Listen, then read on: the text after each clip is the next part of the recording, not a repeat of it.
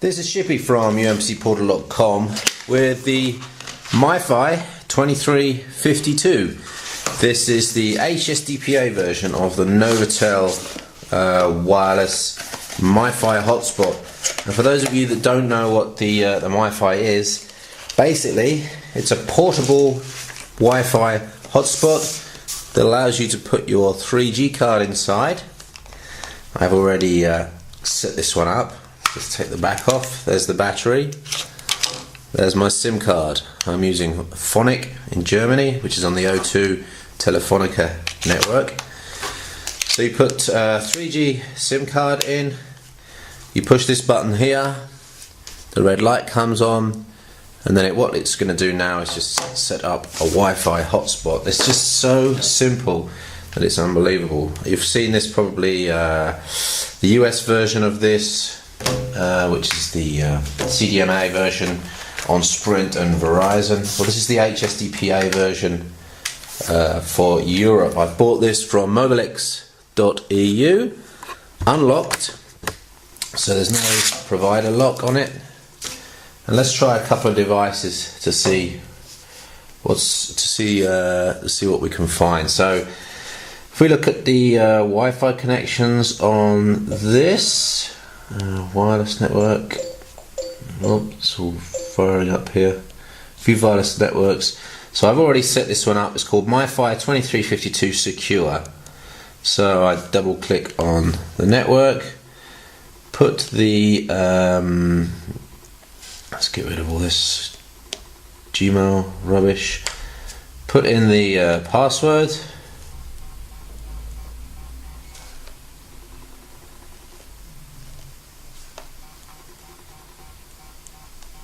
and as I press enter, what should happen, yeah, so this is automatically connected. If you can see the pink light there, it's automatically connected to 3G now. So what we've got here now is a Wi-Fi to 3G router.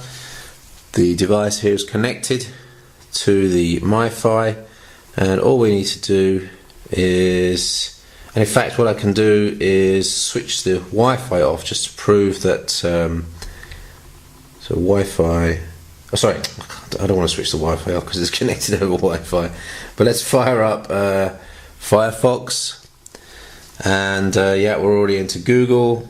Let's go to umpcportal.com, and there you go, pretty quick.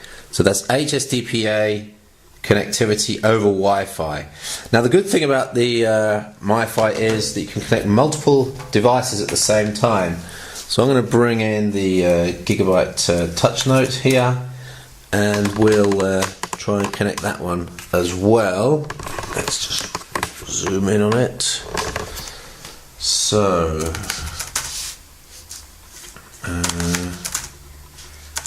I can remember my password, caps lock.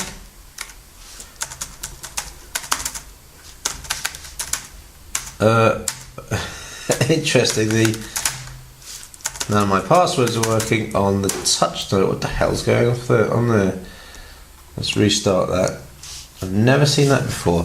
Let's try my phone. So, turn on LAN scanning, search for LAN, and we can see the MiFi has come up here. I'm going to put the password in.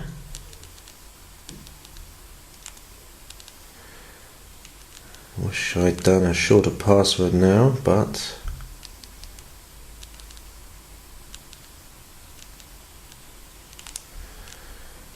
okay, so it's now accessing it's now connecting to the MiFi. Oh, I need to disconnect the existing wireless LAN, and then,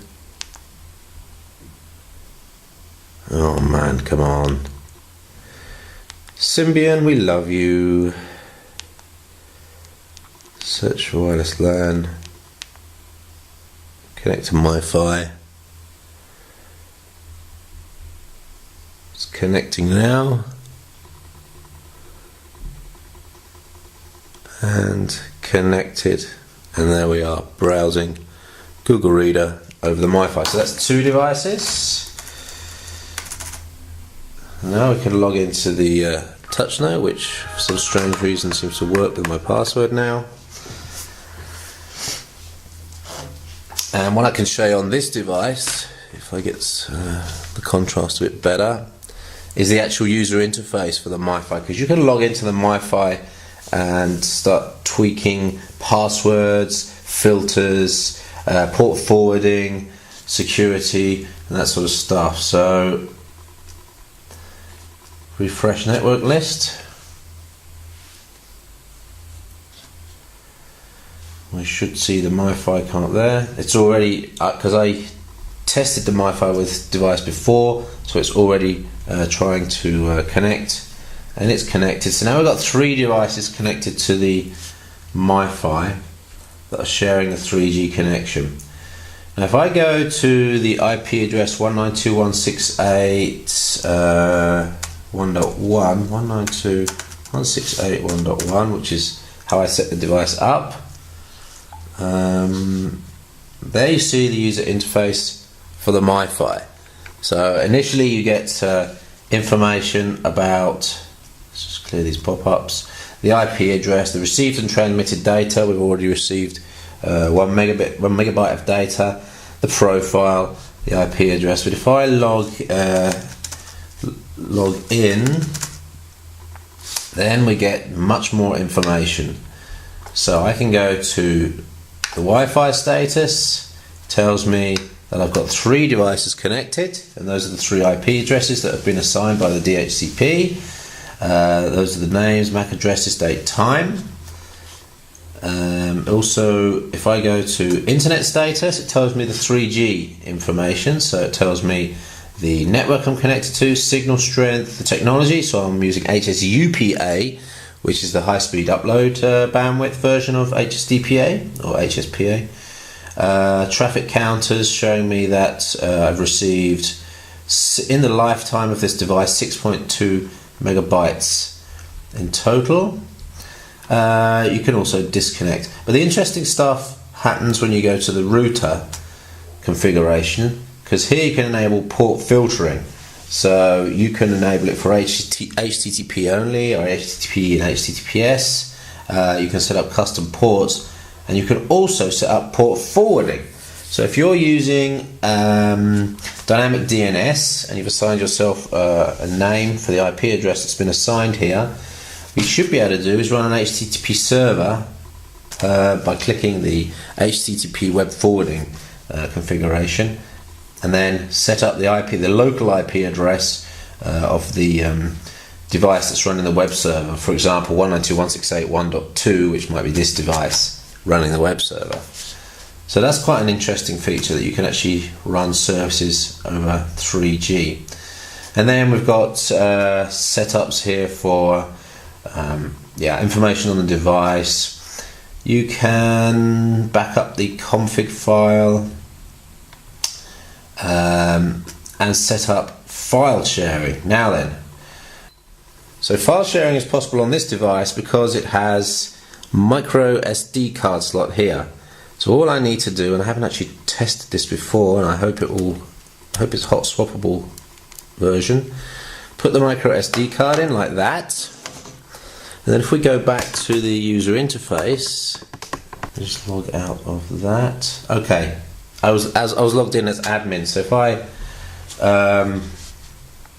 log out and access this as guest, then we're able to find the files on the micro SD. And can I stream? Let's have a look. Looks like it. Okay, it's just downloading, so it won't stream, but you can download the files from the MiFi. That seems not so quick, but reasonably quick. So that's an MP3 that I just downloaded from the MiFi.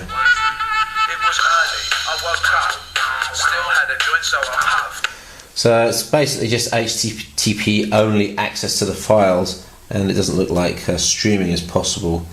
You can select multiple files to download, and I'm sure that with this software on here, there would be a way in the near future when people have hacked the device, you could actually start to get file sharing going and all sorts of stuff, all sorts of cool stuff. So, as for reception quality, I haven't had a chance to test it yet, but at the moment indoors it seems to be pretty good. I haven't got any complaints so far. It's certainly connected at HSUPA speed, so it's looking pretty good. But we need to test the antenna over time and see how it compares to built-in antennas on other devices. I've got all three of these devices here, have 3G, the N82, the X70 and the TouchNote all have 3G, so I'm going to be testing the MiFi out against those three devices to see what the reception quality is like. And let's also test the battery life. In theory this should be a 4-hour battery. Let's just switch it off. It's very easy to switch it off. Sorry, long press of the button. So that's the Novatel MiFi. Let's quickly show you what's in the box here. Basically there's nothing but a very short quick start guide.